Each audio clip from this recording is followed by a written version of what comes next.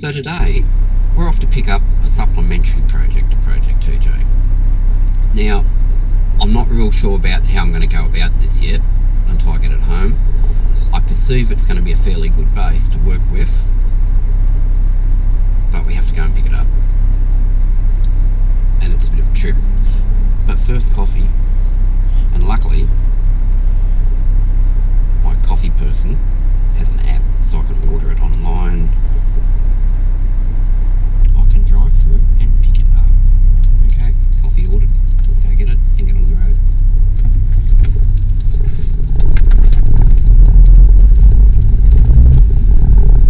Excellent, thank you so much. You too.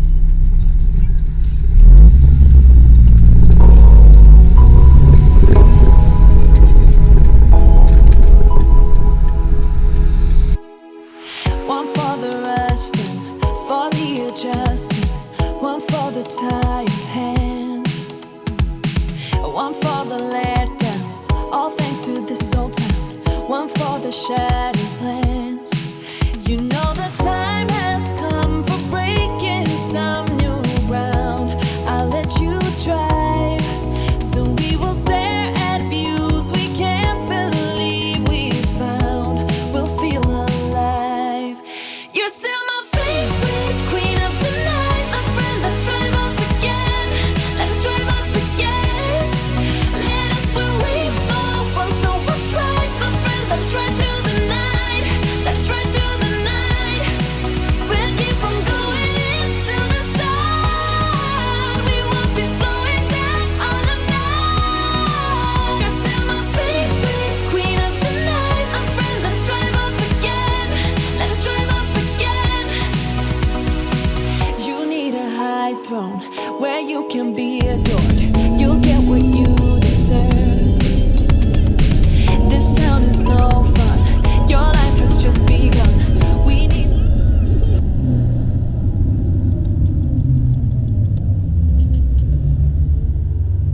So we're here at the Defence Force Auction Centre in downtown Minto, which, if you're a local, is Minnow, so get that right. And I'm going to go in and see how we go to pick up this object that we've purchased. Won't be long. So I've been in, done the paperwork, and now we just have to wait for them to bring it out. There's some really interesting stuff here, like aviation tankers you can buy, Unimogs. We want a Unimog. Love a Unimog. And they've actually gone for fairly decent money. Yeah, maybe in the future. So yeah, so now we just have to twiddle our thumbs and wait. So after waiting not too long, the guys have brought out our goods, and we've picked up a ex-Defence Force half-ton trailer.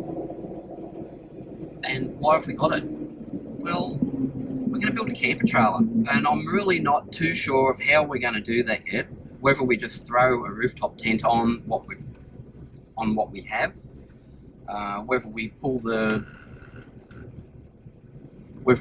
tub off it and build up a small teardrop trailer, or a hybrid camping trailer like a Patriot sort of thing with a rooftop tent on. Haven't made my mind up, but it should be a good journey. These trailers are really good. Got an awesome skeleton on them. So you've got a solid tube that runs down the middle of it, and when we stop, I'll run through this. And to be honest, I've mainly bought this thing for the chassis because it's cost me $400, and it's got brand new tyres on it, brand new Michelin 750/16 tyres. So they must be worth $100, $150 each, and this thing was $400 for the whole thing. I was getting quotes on getting a chassis made of anywhere from $1,000 to $2,500. This thing's got eye-to-eye leaf springs, like you'd expect an off-road spring to be. Off-road tyres. It's actually slightly higher than what it should be, so we may have to look at that. But then again, once we pack it down, it will come down a bit. It is a little bit nose heavy on the Jeep. We've got to get it registered. That's the first thing we have to do. These things are so old. I did some searching with the chassis number on it before I picked it up, and it looks as though it's a 1963 model, and it may have been gone over in 1984 because it has that stamped on the drawbar. So first thing is, get it registered. I have a guy I need to see. We need to add some stuff like mud flaps.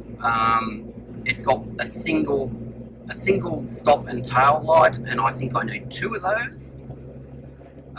So yeah, a few little things, get it registered, and then at the end of the month there's a really big camping and caravanning show here in Sydney, and I'm going to go there and show my better half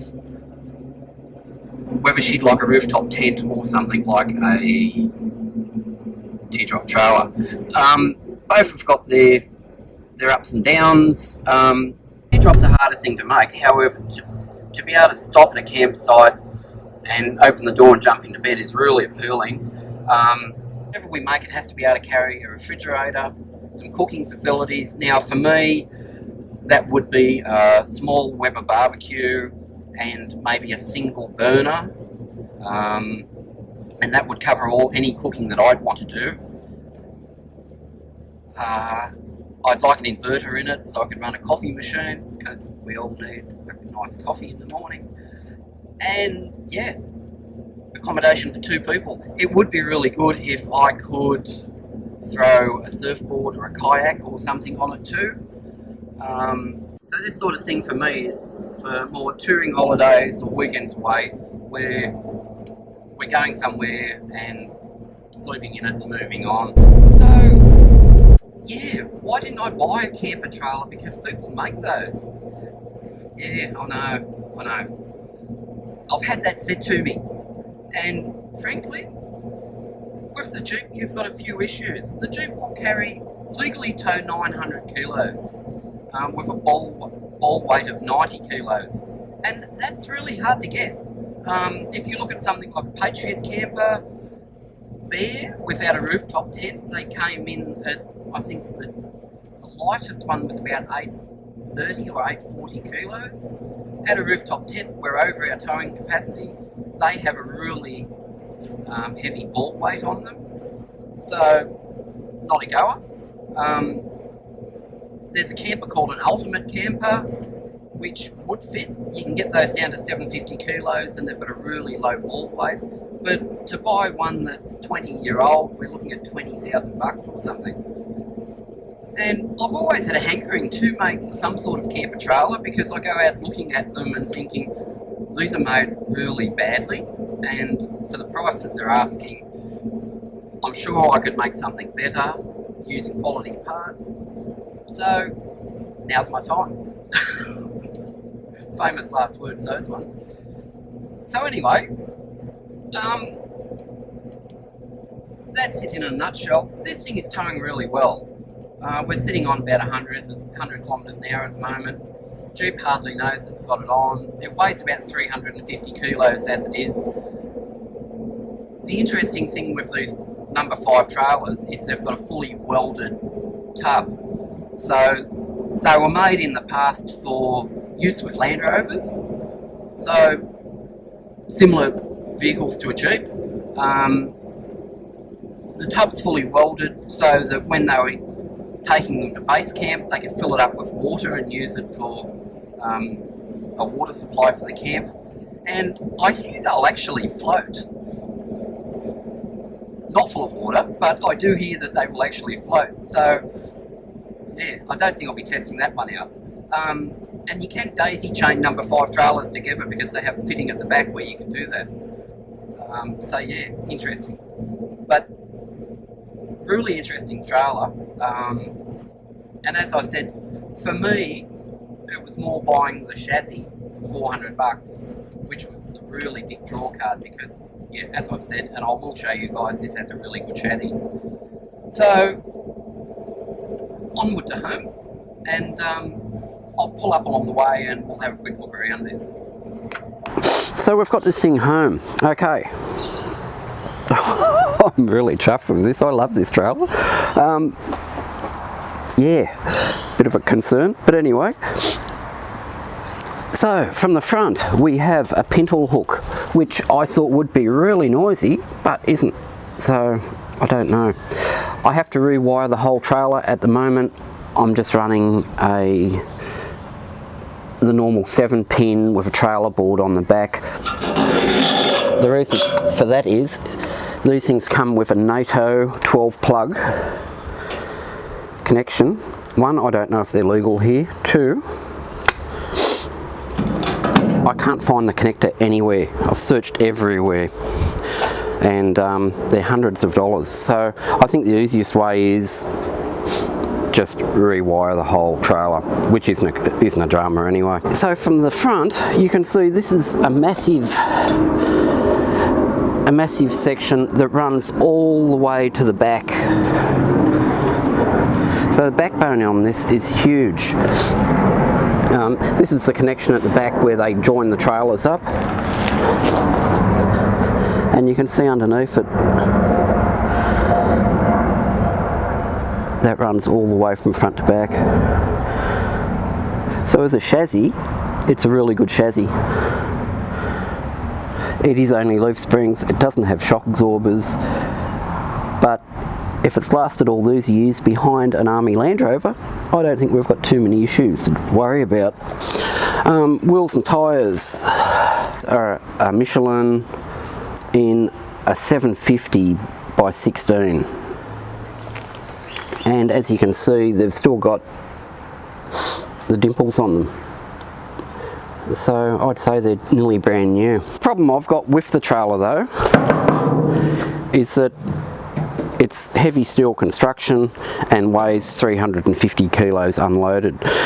My initial thoughts were if we take the tub off, we could probably save at least 100 kilos, I'm thinking, but I don't know at this point. You can see the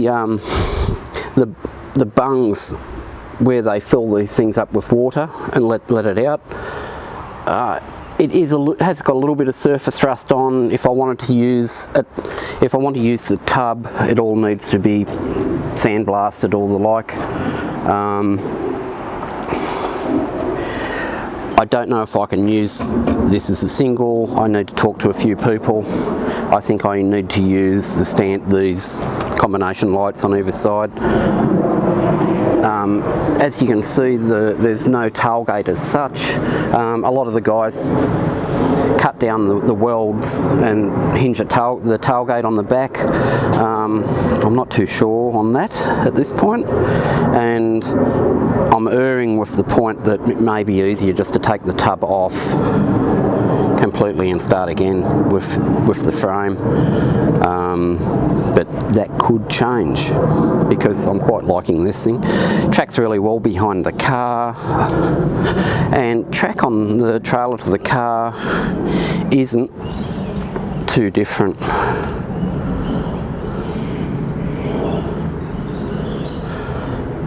So yeah, so apart from a little bit of nose down attitude, which, maybe I need to lift the Jeep up a little bit more, or get some weight in the trailer. Not a bad thing. So that's it for this week, guys. I hope you enjoyed that little adventure this morning. I'll document the process of getting this thing registered, and when I decide on what to do with it, we'll document that too. But I think it hasn't been a bad purchase at the moment. So anyway, see you guys. Bye.